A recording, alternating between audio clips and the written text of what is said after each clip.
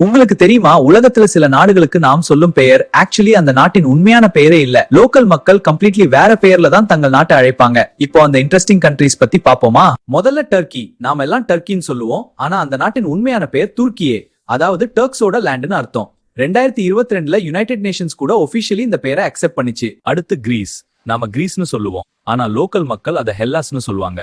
Official name Hellenic Republic. Ancient Greek civilisation இருந்ததால இந்த பெயர் வந்தது. அடுத்து சவுத் கொரியா.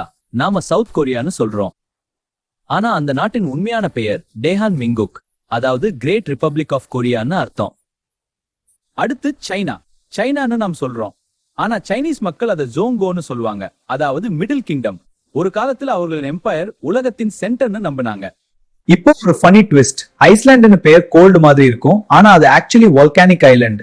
இன்னொரு சைடு கிரீன்லாண்டுன்னு பெயர் கிரீன் மாதிரி இருக்கும், ஆனா அந்த நாடு ஆல்மோஸ்ட் முழுக்க ஐஸ் தான். இன்னொரு இன்ட்ரெஸ்டிங் கண்ட்ரி ஹங்கரி. ஹங்கரின்னு நாம் சொல்றோம், ஆனா லோக்கல் மக்கள் அத மகேரோர்சாக்னு சொல்வாங்க, அதாவது லேண்ட் ஆஃப் மேகியர்ஸ்.